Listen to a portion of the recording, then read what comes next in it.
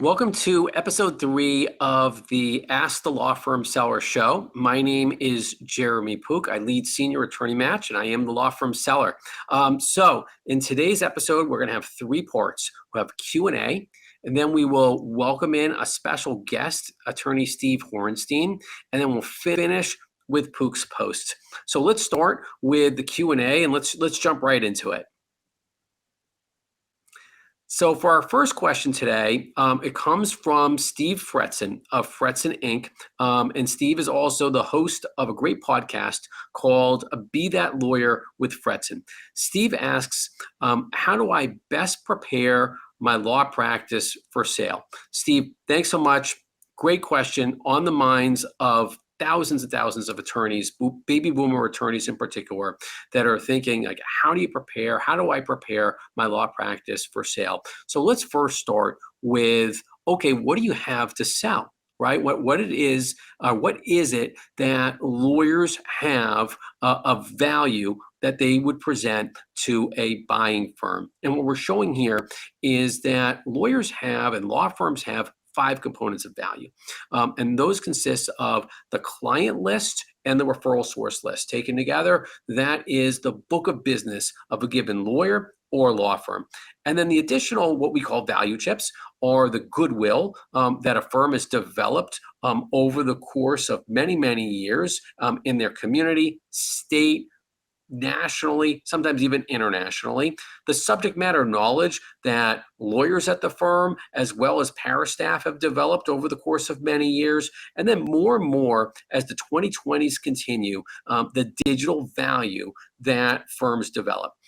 And when it comes to utilizing that value, okay, and preparing your law firm for sale, there's really 3 checklists that we recommend that attorneys consider when they're considering preparing for a law firm sale. The first, of course, is asking yourself, all right, is now even the right time to sell? Okay, and how do you know if now is the right time to sell? So in this checklist, several of the now is the right firm to sell items on that checklist are, well, there could very well be a life event going on. I'm not necessarily talking about a health event, but often our clients, they identify a certain age, right? Like, I just always knew I wanted to retire at age 70 or 72, some type of life event that happens in your life. Second is something that we hope people really give a lot of thought to, which is there realistically a low probability that your internal successor, that is the person that you just wish would walk down the hall and walk into your office and say that they want to purchase your firm, is there really a low probability that that will ever happen? In our experience, actually, it is a pretty low probability, because your internal successor, that is the attorneys who you hired many years ago and that you would love to take over the practice because you look at it as a great opportunity for them to continue the business that really you've developed. They were hired as key employees, and often they just want to stay as key employees. So that's an important one to recognize. And now's the right time to sell, because I realize that my internal successor just doesn't really want to purchase the practice and often can't afford to either. And then another point is recognizing that in the 2020s, growth by acquisition has finally arrived to the legal industry, and recognizing that and preparing for that in terms of just even seeing that there are opportunities that firms want to purchase your firm. I spoke with a potential seller just the other day, and they were surprised that there are 5 firms that are already interested in their practice.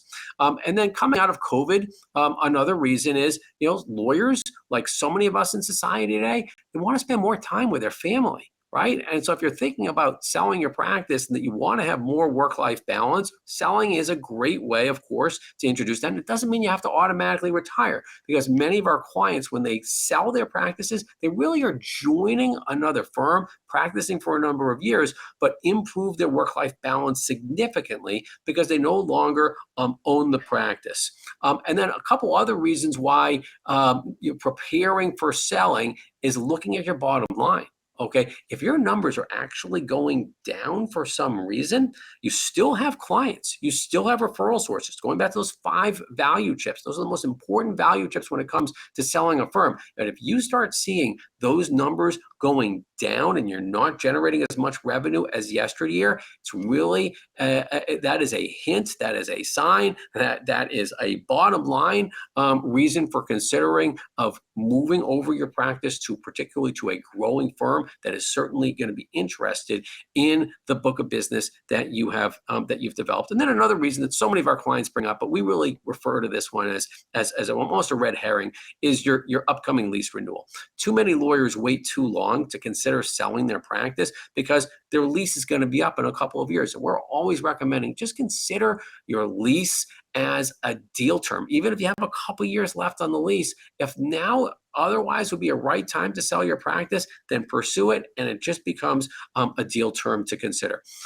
In terms of the other checklists for preparing for your firm to sell, there's things you should really consider updating and organizing. So I'm a bit of a broken record here in terms of the importance of the client list and the referral source list, but let me just say it loud and clear.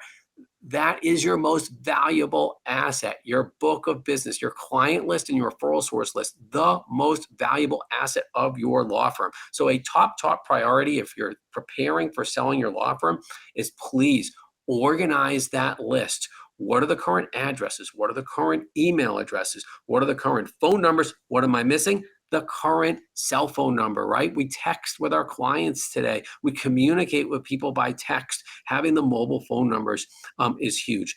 Other items in terms of updating is your website, your LinkedIn profile. There, just a small thing, but please update your picture, right? The picture on a website that's like 20 years younger than how you look now. I'm sure you still look handsome or beautiful now as you did then, but it's important to update those pictures as well. And then there's just other things to get your arms around, right? I mean, those contracts that you have that are more than terminable at will, just have an idea and be careful. Like we see that people that will enter into a multi-year copier lease. Of course, that multi-year lease for your office is important, but try to get your arms around, what are those contracts that you have that are more than 30, more than terminable at will. And that final checklist, when you're considering preparing for your law firm sale, is some of the logistics involved with selling the practice. Okay, how are you going to value the practice? Are you going to pursue an internal sale or an external sale? Is what we call, are you going to? Well, let me say it differently.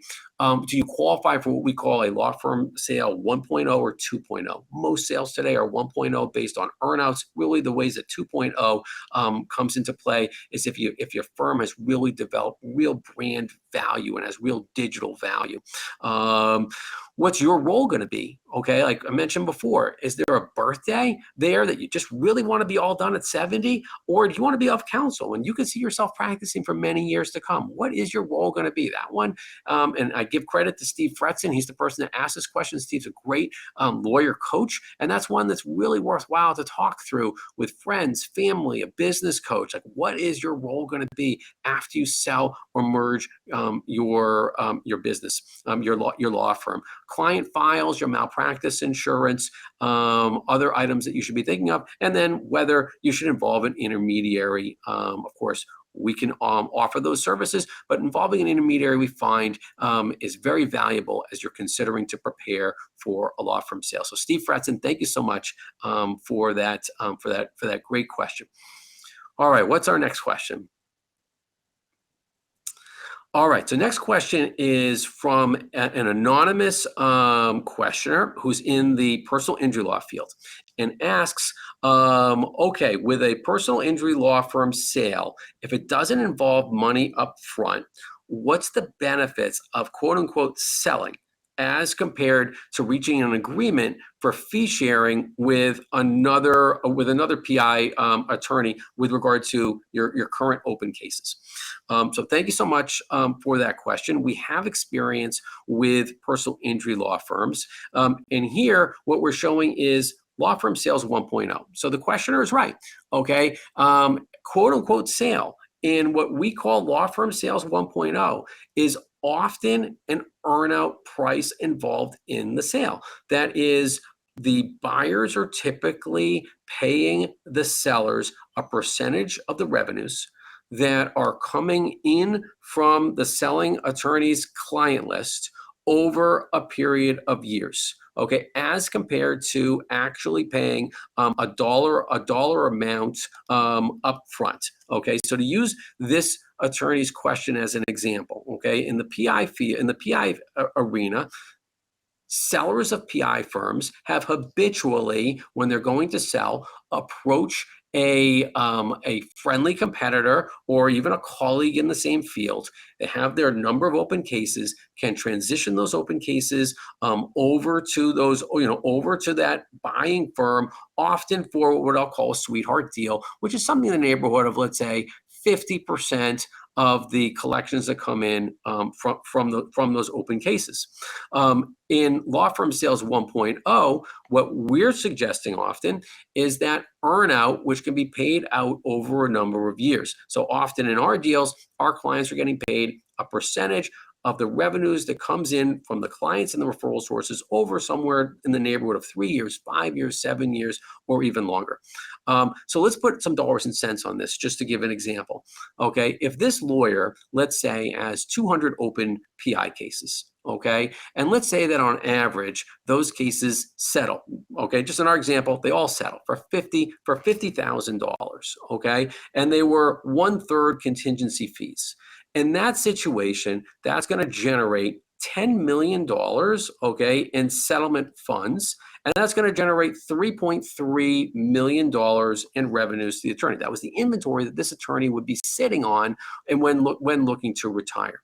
And let's assume also that that attorney got 1/3 of his open cases came from other attorneys. So he's dishing out 1/3 of that $3.3 million, which is about $1.1 million, and is left with 2.2. Okay, and then makes that sweetheart deal that we talked about. So in the sweetheart deal, that attorney would be getting $1.1 million. Now, I call that really a half a loaf, okay? Because on the earnout basis, if the attorney was negotiating a deal for getting that typical referral fee as personal injury law attorneys typically do, which is 1/3 of a third, can be less when you have a referring attorney involved. But let's just say they're getting that 1/3 of a third for 5 years, they're going to make more than a 1 times in revenue. That is more than that $2.2 million payable in this 1.0 earnout price arrangement. So even though it seems like a sweetheart deal when you are simply selling your inventory or transferring your inventory to a buying firm, in the earnout arrangement, in our experience, our clients are earning significantly more. And the key component when clients are doing these earnout arrangements in Law Firm Sales 1.0 is what we call trust transfer, okay? Because when an attorney, using this example, if this personal injury law attorney joins a growing law firm, brings over not only the current book of business, okay, but also the phone is still going to ring, the emails are still going to come in, the text messages are still going to come in, and is transferring the trust of those clients that would otherwise want to be working with that personal injury law attorney to the lawyers at the firm that he or she joins, right? By doing this trust transfer, the clients very often they stick with the firm that the personal injury law attorney just joined. And as a result, that earnout will come to fruition. And just to show how trust transfer plays out, really plays out in 3 ways. And those 3 ways, they consist of an in-person, right? If a would-be client comes into the office, we do the trust transfer across the table from each other. In today's day and age, it's done very often via Zoom. That is, if this attorney, instead of doing the half a loaf approach, and by only transferring the open cases that he had as of the day that he transfers the cases over to a friendly attorney of his, if he continues to transfer the trust of future clients, can very easily today do that on Zoom from almost any place in the world. And then the third part, third way the trust transfer is done is via social media, and that is attorneys, similar to this personal injury law attorney, have significant client lists. And when they join growing law firms, those firms are more than happy to invest the time, money, and effort to start marketing to your clients that often you didn't have the time, money, and particularly the time to market to your client base. And when they start marketing to your client base via social media, could very well generate more clients, generates more money during that earnout period. So thank you very much for the question. And in our opinion, the earnout period in law firm sales 1.0 wins the day in our experience as compared to simply transferring your open cases to a friendly competitor or otherwise a friendly attorney that also practices in your area of practice, which was here, personal injury law. Okay, our next question. Our next question is, how often and under what circumstances will law firm sales generate an upfront payment? So what we're seeing is that upfront payments are rare still because we are in law firm sales 1.0 for the most part, which are based upon earnouts. In law firm sales 2.0, we're starting to see fixed prices at closings. And those fixed prices are geared towards the value pegged to digital value and brand awareness. We are now in what we call the 3.0 digital era for law firms. And in that era, more and more firms are generating clients digitally. And when a bank, and let's focus on bank underwriters, right? Because if it's going to be money that's going to be coming up front, ideally you're going to want to borrow from a bank, right? You want a buyer to be borrowing from a bank to be paying a selling attorney upfront money. And that will happen when the selling attorney can show that it's not simply because of the personal goodwill of the attorney that new clients are coming to, it's because the law firm itself has data analytics that supports the digital value and brand awareness that the firm has generated. And when selling firms can show that data analytics, bank underwriters will underwrite paying money up front in the form of loans to buying law firms. So for our next segment of today's show, I'm very excited to welcome in attorney Steve Horenstein. Steve joined in the spring of 2022, Schwabe, which is a Pacific Northwest regional law firm. Hi, Steve. Welcome to the Ask the Law Firm Seller Show. It's great to see you. Likewise, Jeremy. Thank you very much. Absolutely. So, Steve, before we start asking some questions about you and HLG team members joining Schwabe in the spring of 2022, could you share with us some biographical information about yourself and about the Horenstein Law Group before you joined Schwabe? I'd be happy to, Jeremy. I've been practicing law for 46, 47 years now. It's kind of become who I am rather than what I do. I left a large Northwest law firm, Miller Nash, in about 15 years ago to form Horenstein Law Group, which was a boutique business and real estate, broadly speaking, law firm consisting of about 6 lawyers and a couple of paralegals, and did it for until I decided I needed to develop a plan to wind down my practice over a period of time. Got it. And as we got to intimately know, HLG developed a strong real estate law presence in Clark County, Washington State. So could you share with us, Schwabe and its practice areas and how important it was to you when you were looking for a successor that had direct experience in the practice areas that you and your firm had developed, as you said, over the course of 40 years? So, as I began to think about winding down my practice, I spent quite a bit of time, about a year and a half, looking at alternatives and options for doing that. Should I transfer it to somebody internally? Should we merge with a larger firm? Ultimately, to make a very long story short, we decided to merge with Schwabe, Williamson, and Wyatt, a large 175 attorney Northwest firm. That's large for the Northwest. With offices in California, Oregon, Washington, Alaska. and an office in our particular community of Vancouver, Washington. After interviewing with several law firms, all of whom were interested in our practice, we decided Schwabe was the best fit because they were deep in the areas we practice, provided opportunities for the younger lawyers at Horenstein Law Group, and were looking to grow their Vancouver office. So we actually doubled the size of their Vancouver office by taking 5 lawyers to Schwabe, and it just seemed like good synergies all the way around. Yeah, and I agree. And I just remember it distinctly. It was a great example of growth by acquisition for Schwabe, the synergy value that HLG provided. In addition to synergies, though, we also discussed and we experienced the importance of firm culture. So could you speak to that a little bit about Schwabe's culture, how it fit and meshes with your culture? You're so committed to Clark County. I mean, I can't even, a page-long list, if not longer, would define your civic involvement in Clark County over the course of your career.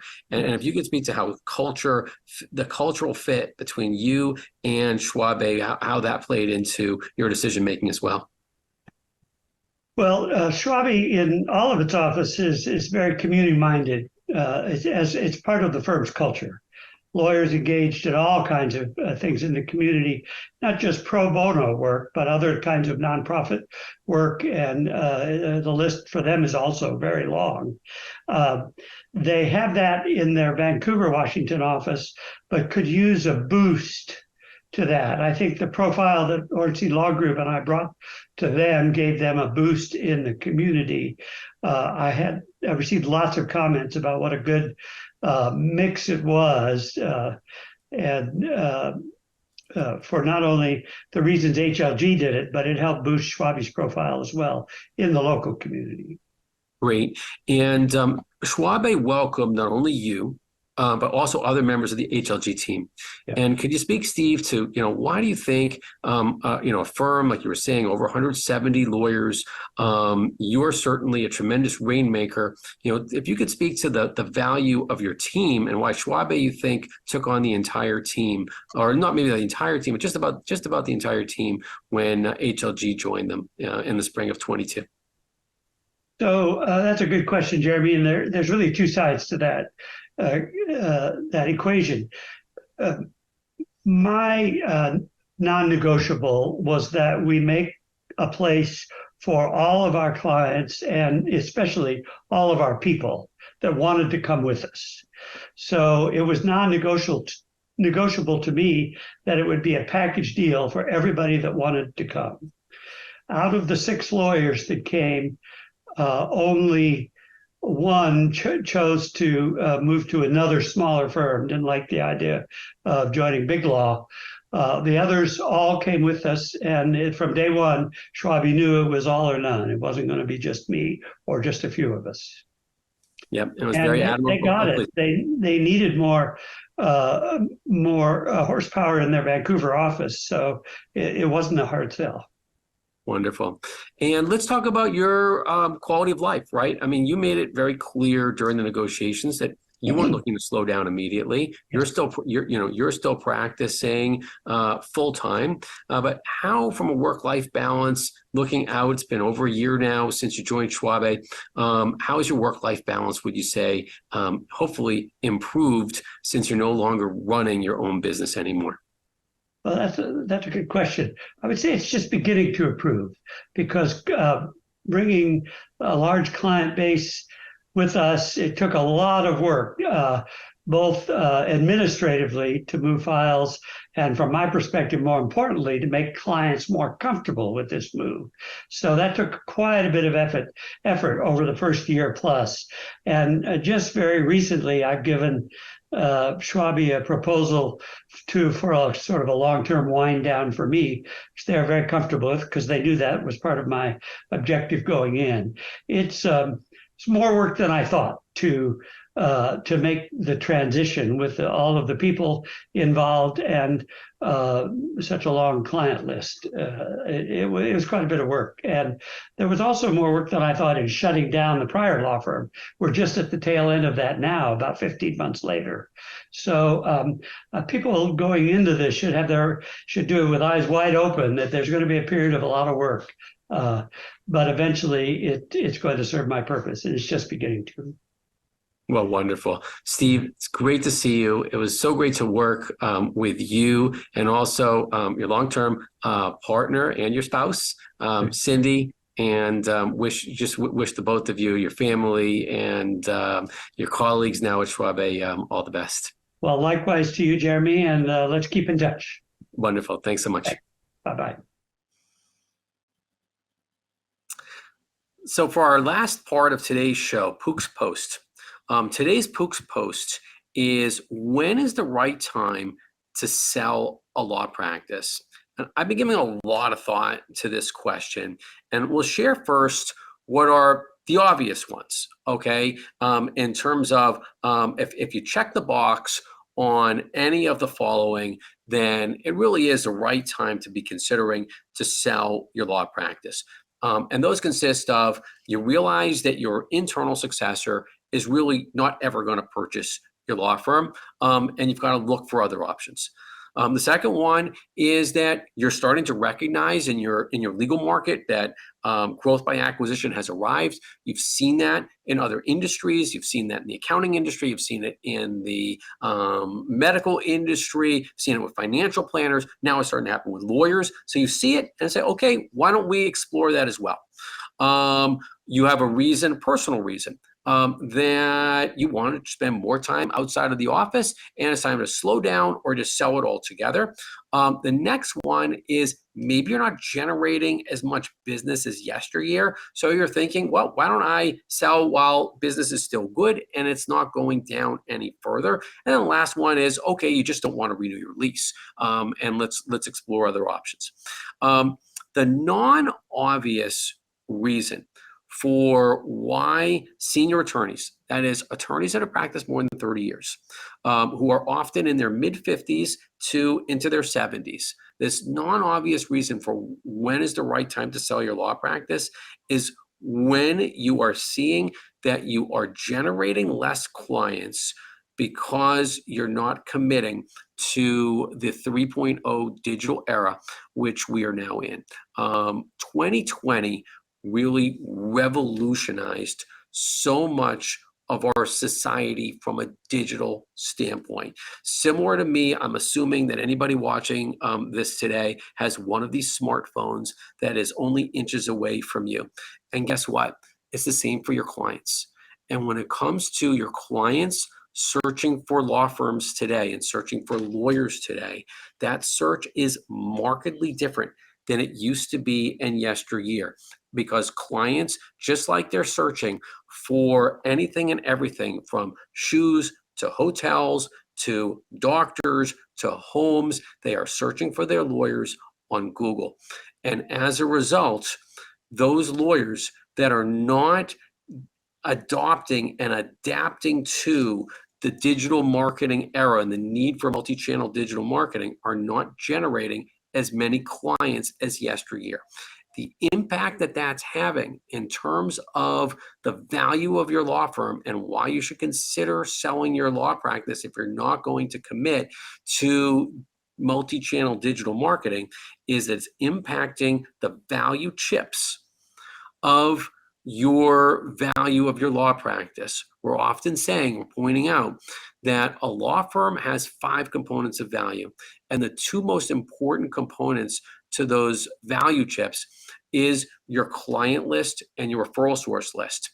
Those you worked incredibly hard on over the course of your career and what we call the word of mouth era. That is, you went to all types of networking events, you went to charitable events, you wrote newspaper articles, you advertised in print media, and you generated a great book of business. Not to your fault whatsoever. Google has entered into all of our lives. It has made the choice of law firms much more convenient in today's marketplace. And for those attorneys that are not investing in the digital value chip of the value of their law firms, it's placing their other value chips, their client list and referral source list, and what we put as orange instead of green, because those lawyers that aren't adopting this multi-channel digital marketing in the post-2020 era are not replenishing their books of businesses as well as they did in yesteryear. And as a result, their books of business are not as valuable, I'm going to say tomorrow, as they were yesterday. And now let's make an analogy. It's not an absolute on-point analogy, but the analogy is to Blockbuster and Netflix, right? We all remember how convenient it was to go down to a Blockbuster video and rent a VHS video cassette or a DVD. But once Netflix came onto the scene and Blockbuster didn't change, it was incredibly more, and still is incredibly more convenient, to just click a button on our remote controls to rent the movie, the show, whichever program we want to watch from our homes, then travel, let's say 10 minutes, 15 minutes, a half an hour back and forth to rent a video. As a result, Blockbuster is now out of business. The reason why I say this isn't an on-point analogy is because even though senior attorneys are going to be generating less clients if they are not adopting multi-channel digital marketing, they still have clients and they still present what we call synergy value to growing law firms in particular. And what this shows is that when lawyers are considering to sell their law firms, we're often suggesting that you consider selling to growing law firms, because those growing law firms recognize the four components of synergy value that senior attorney-led firms present. They present that instant client growth, they present a combined workforce, cumulative expertise, and marketing value. And here we'll break it down in terms of this question of when is the right time to sell your law practice. In terms of synergy value, we're going to categorize the synergy value now in three ways.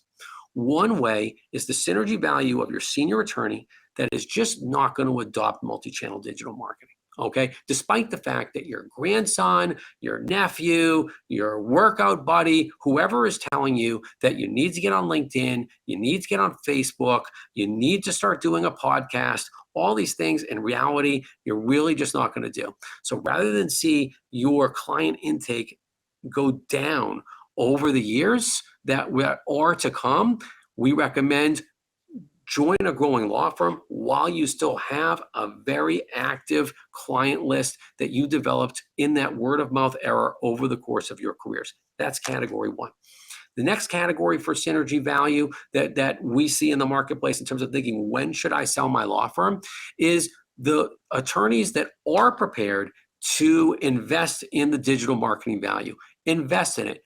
Grow your book, continue growing your book, continue growing your personal brand, your firm's brand, your digital value, because we are heading into, we already are in the 2.0 digital era for law firms, where you are going to be able to get upfront money in law firm sales when you can show that clients come to you and they come to your firm, not because of the personal goodwill of you as the attorney, but because of the brand value of your law firm. And when there's data analytics that supports that brand value and digital value that you've developed, then your practice is going to rise in value and should be able to generate upfront money at a closing in consideration for the value of the practice.